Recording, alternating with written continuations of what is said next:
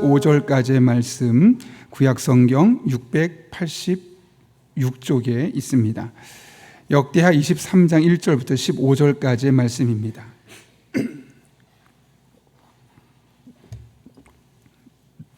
우리 하나님의 말씀을 다 같이 한 목소리로 1절부터 15절까지 천천히 봉독하겠습니다. 제7년에 여호야다가 용기를 내어 백부장 곧 여로함의 아들 아사랴와 요하난의 아들 이스마엘과 오벳의 아들 아사랴와 아다의 아들 마세야와 시그레의 아들 예세 엘리사밧 등과 더불어 언약을 세우매 그들이 유다를 두루 다니며 유다 모든 고려에서 레위 사람들과 이스라엘 족장들을 모아 예루살렘에 이른지라. 온 회중이 하나님의 전에서 왕과 언약을 세우매 여호야다가 무리에게 이르되 여호와께서 다윗의 자손에게 즉위하여야 할지니 이제 너희는 이와 같이 행하라. 너희 제사장들과 레위 사람들 곧 안식일의 당번인 자들의 3분의 1은 문을 지키고 3분의 1은 왕궁에 있고 3분의 1은 기초문에 있고 백성들은 여호와의 전뜰에 있을지라.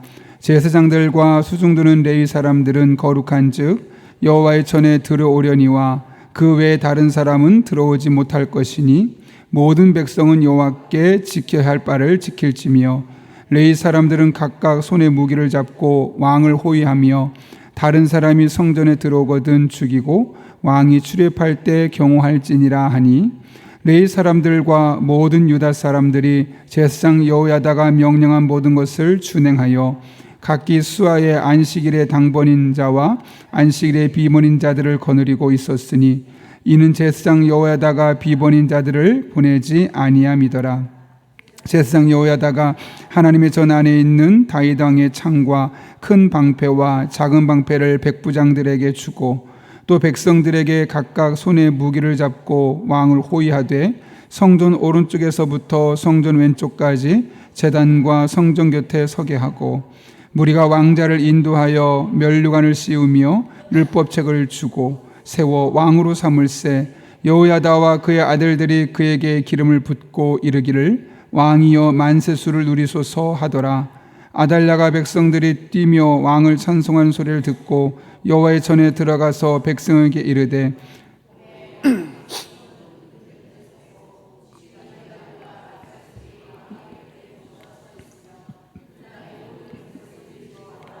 나팔을 불며 노래하는 자들은 주악하며 찬송을 인도하는지라. 이에 아달랴가 그의 옷을 찢으며 외치되 반역이로다 반역이로다 하며 제사장 여호야다가 군대를 거느린 백부장들을 불러내어 이르되 반열 밖으로 몰아내라. 그를 따르는 자는 칼로 죽이라 하니 제사장이 이 말은 여호와의 전에서는 그를 죽이지 말라 함이라. 이에 무리가 그에게 길을 열어주고 그가 왕궁 말문의 어귀에 이를 때 거기서 죽였더라. 아멘. 제가 기도하고 오늘 하나님의 말씀 나누겠습니다.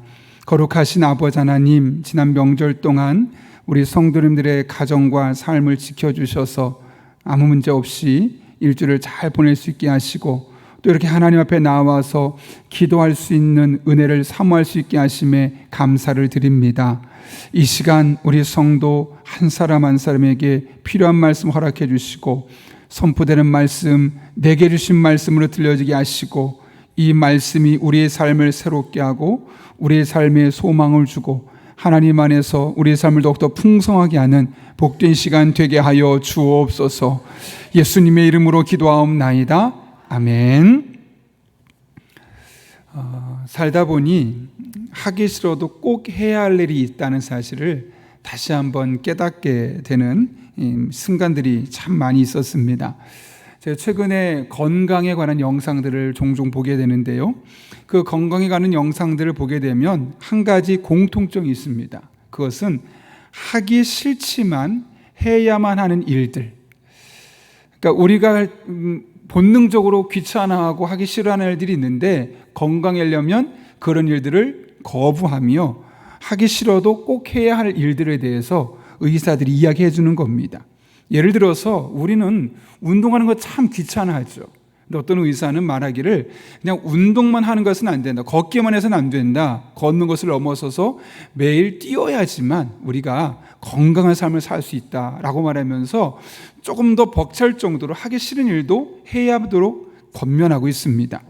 음식도 마찬가지입니다. 우리는 그냥 내 입에 당장 먹고 싶은 것, 단 것, 짠 것, 자극적인 것을 원하는데 의사들은 말하죠.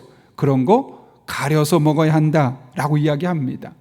그러니까 하고 싶은 것과 또 해야만 하는 것이 있는데 대부분의 사람들은 해야만 하는 것보다 하고 싶은 것을 더 선호합니다.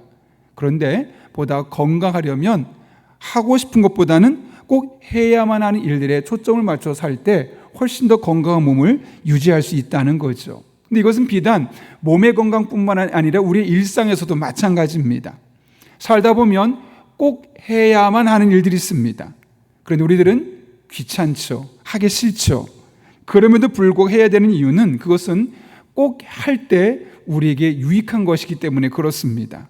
그런 일들이 가정 안에도 있고 우리 교회 안에서도 있고 또 우리가 살아가는 직장 속에서도 다양한 삶의 현장에서 하기 싫지만 귀찮지만 꼭 반드시 해야만 하는 일들, 그 일들을 감당하게 될 때 영적으로 건강해질 수 있고 신체적으로도 건강해질 수 있고 우리의 관계 질도 달라질 수 있는 것이죠. 이를 염두에 두고 오늘 본문의 말씀을 함께 우리 살펴봤으면 합니다. 오늘 본문의 말씀은 요아스를 남유다의 왕으로 세우는 장면인데 매우 위험하지만 그러나 그 나라의 안정을 위해서는 꼭 반드시 해야만 하는 일이었습니다. 당시의 남유다의 왕권은 아달랴라는 이제 황후가 쥐고 있었죠. 그녀는 자신이 황후가 되기 위해서 남유다의 모든 왕족의 씨를 말라버렸습니다. 다 죽이려고 했지만 요시야라는 손자 하나는 겨우 살아남았죠. 그리고 나서 그 손자는 숨어서 있는 동안 6년 동안 자기가 황후가 되어서 남유다를 모든 정권을 손에 쥐고 흔들고 있었던 상황이었습니다.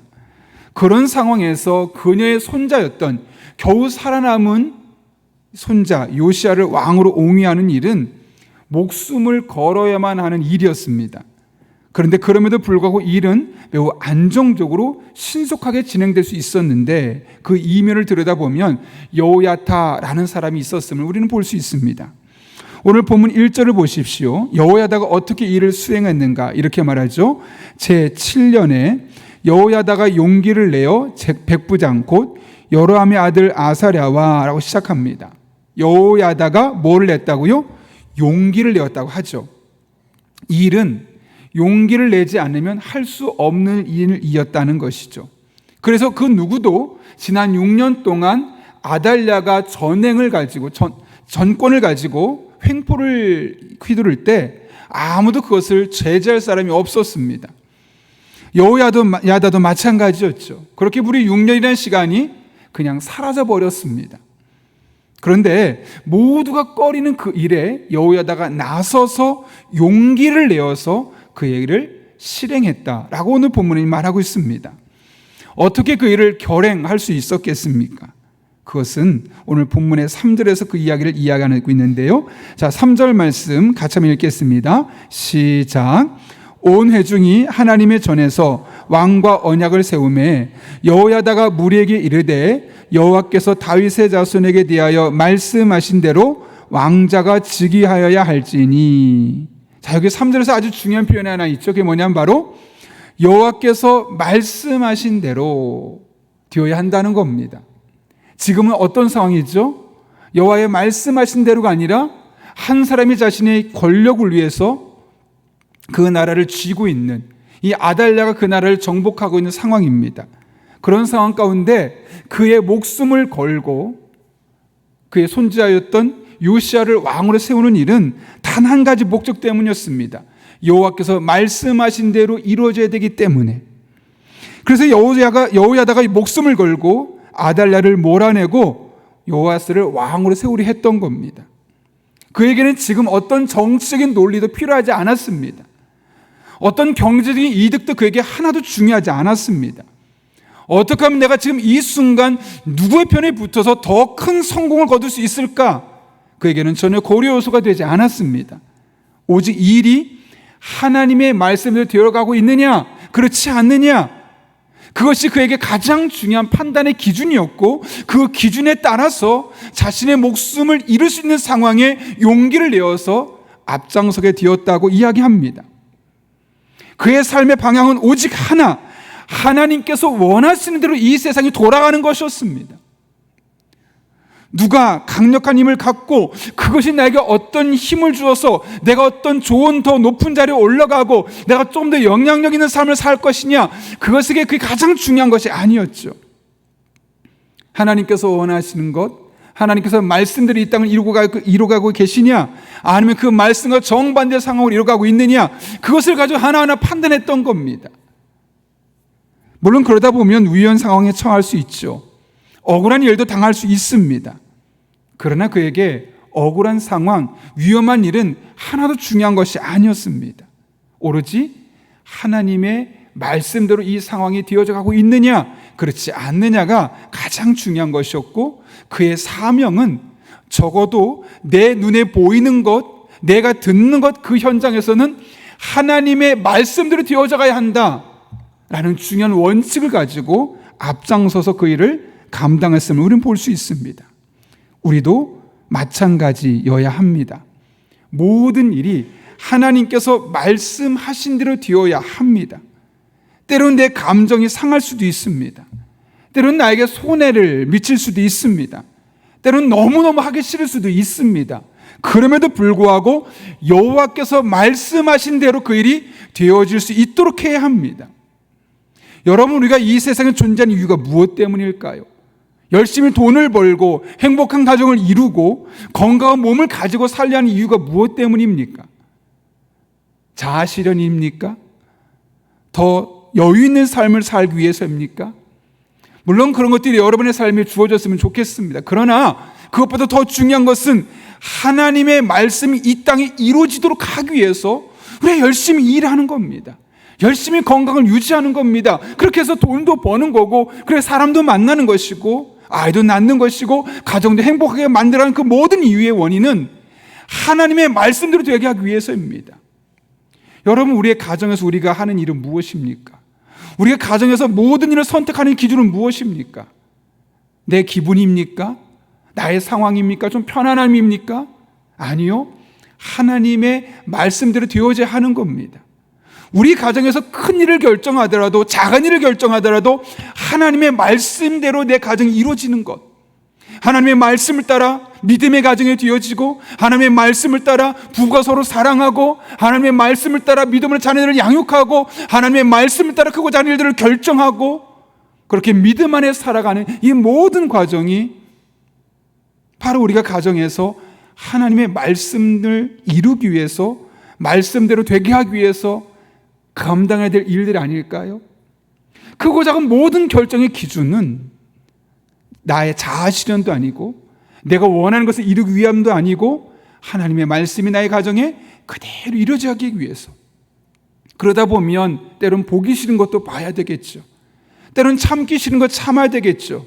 때론 정말 하고 싶은데 하지 말아야 되겠죠. 때론 하기 싫지만 해야 되겠죠. 그럴 때 우리 가정이 하나님의 말씀대로 되어가는 가정이 되지 않겠습니까? 교회도 마찬가지입니다.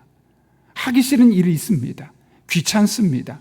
이 정도만 했으면 할 때가 있습니다. 그런데 조금 마음에 부담이 되고 함께 하자고 하면 그것이 하나님의 말씀대로 하길 원하는 건가, 아니면 목회자의 욕망을 위한 것인가, 아니면 나의 감정을 추스르기 위한 것인가를 우리가 살펴볼 필요가 있습니다. 그리고 하나님의 말씀을 이루기 위한 것이라면 뒤를 돌아볼 필요가 없습니다. 앞만 보고 헌신하는 겁니다. 믿음으로 나아가는 겁니다. 그래서 교회 공동체 안에 하나님의 말씀대로 이루어지도록 하는 것, 그것이 우리가 감당해야 될 일 아닐까요? 여러분, 이제 곧 우리가 블레싱 데이를 하지 않습니까? 전도 대상자 작정합시다라고 말했습니다. 귀찮아, 해봤다 안 오는데. 그게 하나님의 말씀대로 하는 삶일까요? 아니요. 내 감정대로 내가 편안하고 그냥 내가 쉽게 사는 삶을 선택하는 거죠. 하나님의 말씀대로 하는 삶과 정반대 삶입니다.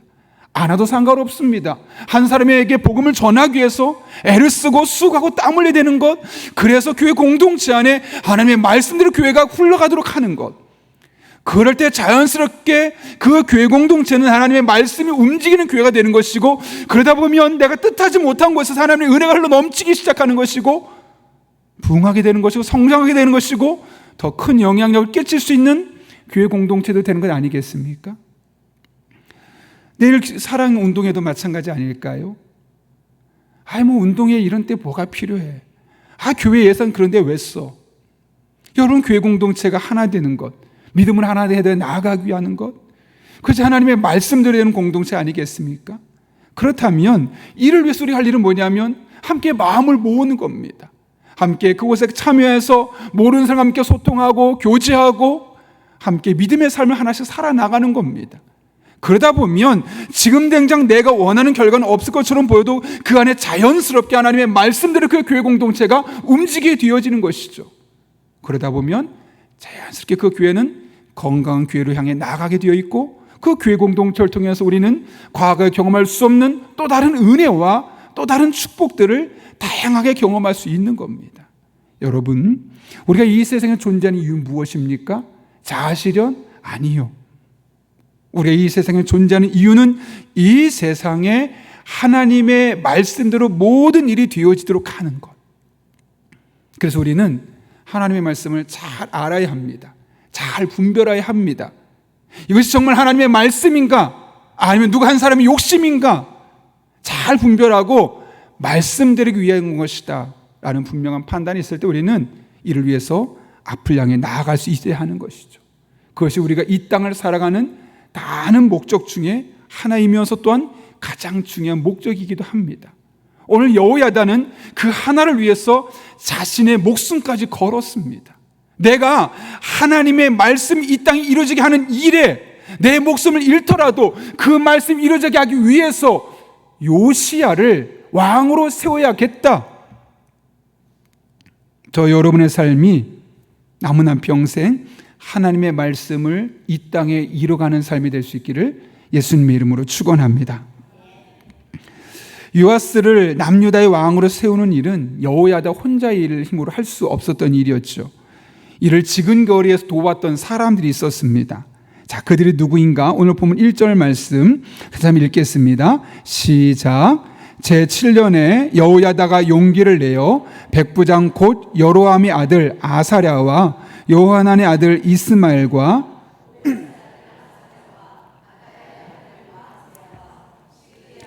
엘리사밧 등과 더불어 언약을 세우며, 이게 보게 되면 최소한 5명의 이름이 나옵니다.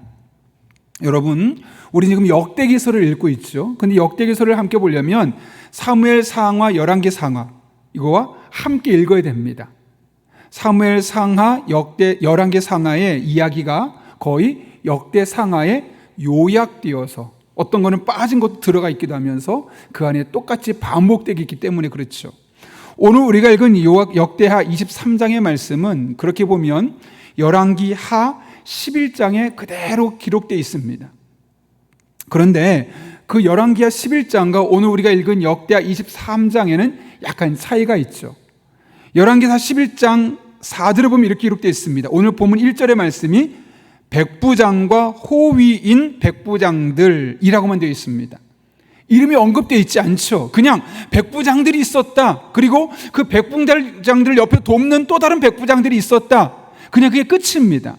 그런데 오늘 역대기에서는 그 사람들의 이름을 구체적으로 5명의 이름을 언급하고 있죠. 왜 그러는 걸까요, 여러분? 의도적으로 이들의 이름을 강조하고 있는 것이죠. 의도적으로 이들이 중요한 사람들이었고 이들이 하나님이 보시기에 역사에 기록될 만한 사람들이었다는 사실을 우리에게 보여주고 있는 것이죠. 다른 말로 하면 하나님께서 이들을, 이 중요한 일을 하나님의 말씀대로 이루기 위해서 목숨까지 걸고 그 당시 아달랴가 보기에는 반역 같은 일에 가담했던 그 이유, 그들을 하나님께서 기억하고 계시다는 사실을 분명히 우리에게 보여주기 위해서입니다.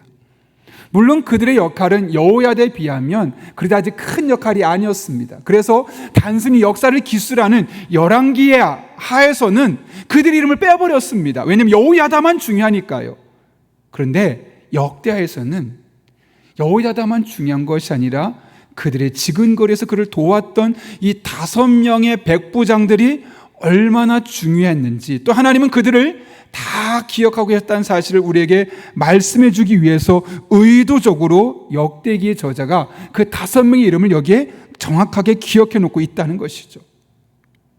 사람들은, 과거 역사 사람들은 가장 중요한 여호야다만 기억했지만 그 역사를 재해석하는 역대기 사가의 관점에서 하나님은 그를 도왔던 5명의 백부장들까지도 기억하고 계셨다는 사실을, 그 조연가도 같은 사람들을 기억했다는 사실을 우리에게 말씀하고 있는 겁니다. 과거의 영화를 보게 되면 항상 주인공들만 유명했고, 조연상 받았다 그러면 그가 누군지도 몰랐고, 조연상이 누구 받은지 우리는 관심도 없었습니다. 근데 최근에 보게 되면 조연상도 아주 중요한 상이 되었습니다. 사실 가끔 보게 되면 주연상은 한번 드라마가 괜찮거나 영화가 괜찮으면 잠깐 뜨고 사라지지만, 조연상을 받은 사람들은 계속해서 롱런, 오랫동안 그 작품을 하는 것을 보게 됩니다. 때로는 더 유명해지기도 하지요. 이젠 주연만 중요한 것이 아니라 조연도 중요한 시대가 되었죠. 근데 우리 인생도 마찬가지입니다. 사실 우리는 모두 인생을 살아가면서 내가 주인공처럼 살고 싶습니다. 그래서 드라마를 보면 왠지 가슴이 뛰죠. 나도 저런 삶을 살고 싶은데, 영화를 보면 나도 저런 인생 한번 살아보고 싶은데, 그런 기대감이 있습니다. 근데 현실은 우린 늘 주연도 아니고 사실 조연도 아니고 엑스트라일 때가 참 많습니다. 그런데 그럼에도 불구하고 위로가 되는 것은 하나님께서 우리 한 사람 한 사람을 기억하시고 그 이름을 기록하실 뿐만 아니라 우리에게 때로는 조연상까지도 주신다는 거죠. 여러분, 우리가 하는 그 모든 수고 헌신을 사람들은 잊어버릴 수 있습니다. 사람들은 외면할 수 있습니다. 그러나 하나님은 다 보십니다. 그리고 기억하십니다. 기록하십니다. 그러니 남들과 굳이 비교할 필요가 없습니다. 하나님께서 나를 기억하시고 내가 한 일을 잊지 않으신다는 사실, 그 사실 하나만으로도 감격할 수 있는 저와 여러분 될 수 있기를 바랍니다.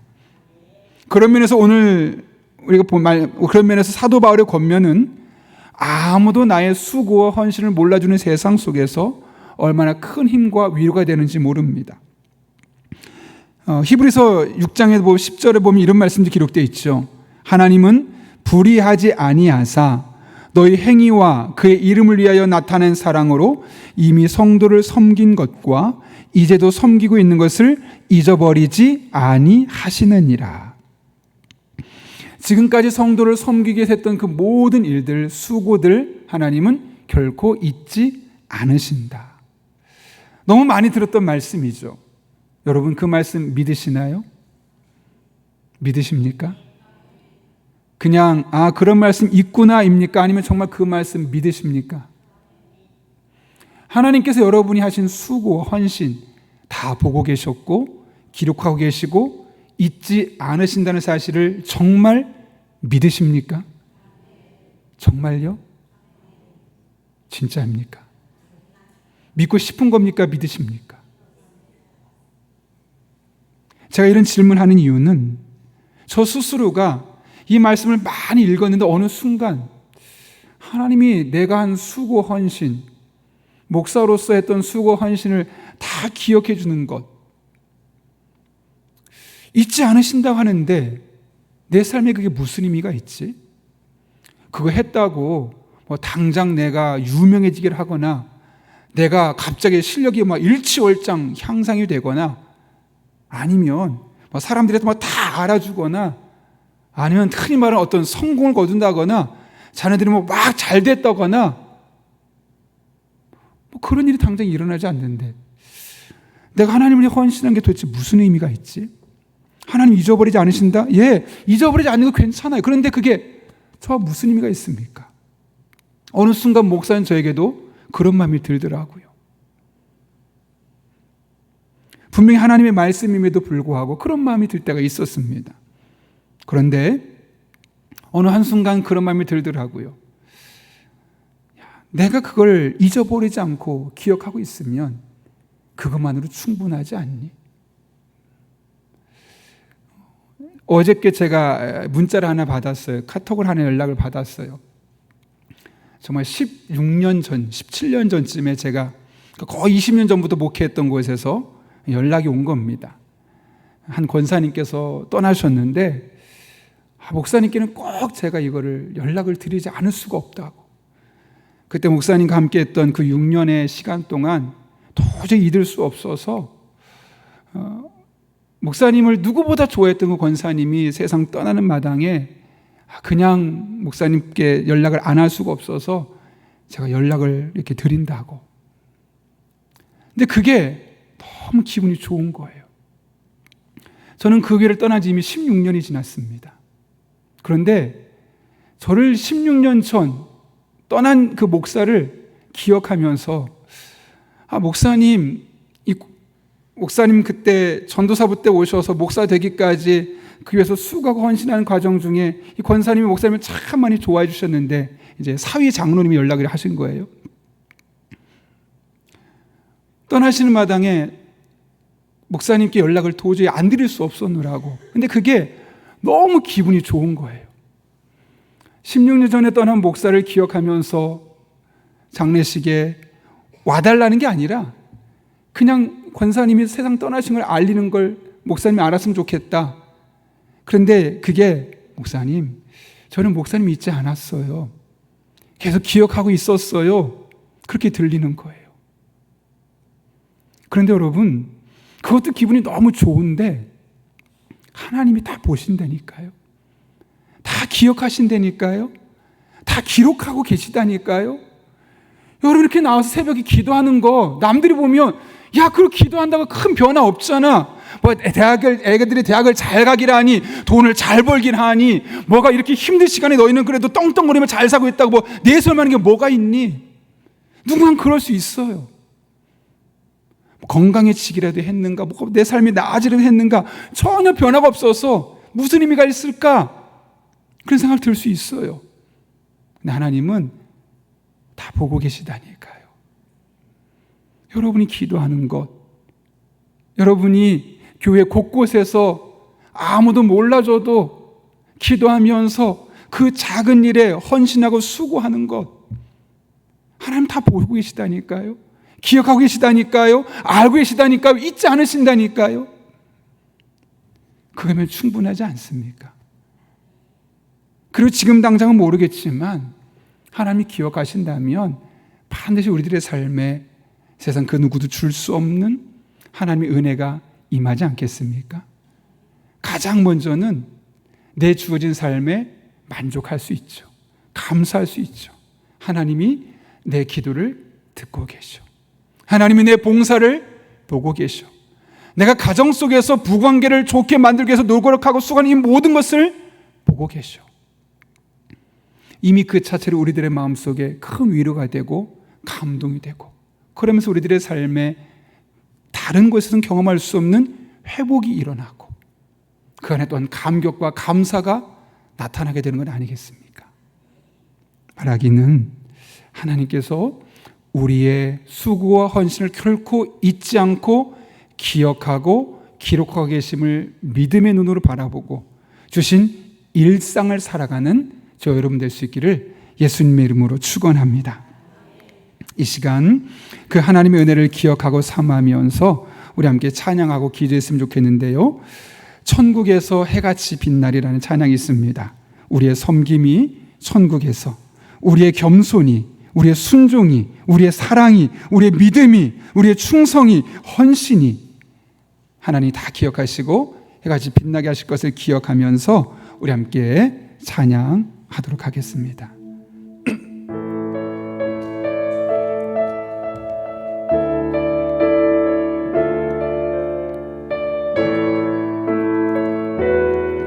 당신의 그 섬김이, 당신의